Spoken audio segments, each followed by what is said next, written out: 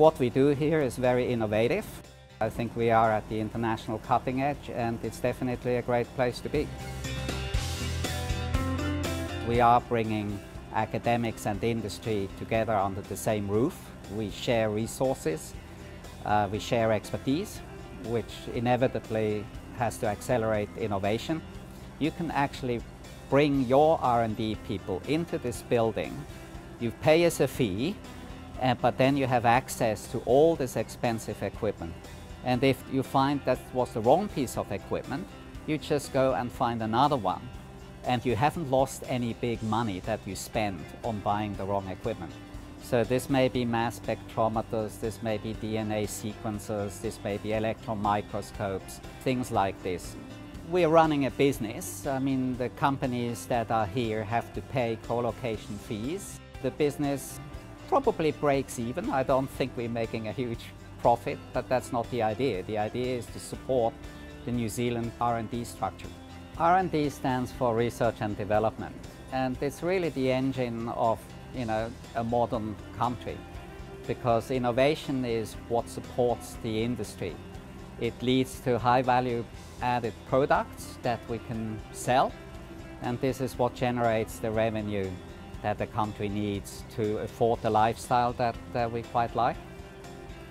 We have kept up our research quite a bit in collaboration with the Swiss. It's a model that you start to see at the big universities overseas. The ETH in Zurich is right in that space, and that's why I regularly go to Zurich and we compare notes. I think that we're at the international leading edge of what we're doing here.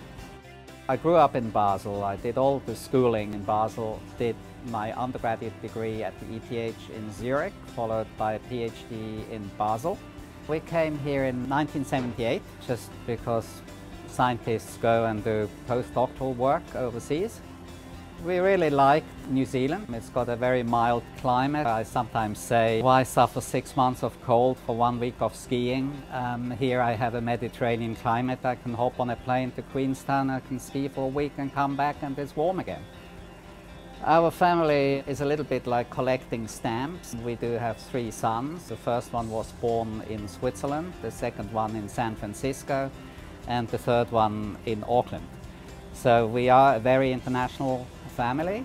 I came to the conclusion in around 2000 that we need to think for the greater good.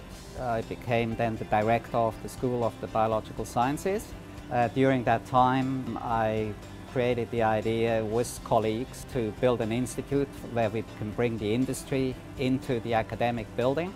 The government of New Zealand co-funded with the university building a new building. We now have 8 companies working here right alongside academics. So it's been a fun ride, and we're very proud of the building, and of course, I have now a space on the top floor with views. There is a reward at the end. We all work very closely with the politicians, with the Prime Minister's Science Advisor, Sir Peter Gluckman. The Prime Minister's opening and cutting the red ribbon, I think, was a highlight. There's no question about it. After 7 years of planning and construction, when you actually have the Prime Minister walk through the door first, then you kind of know you made it.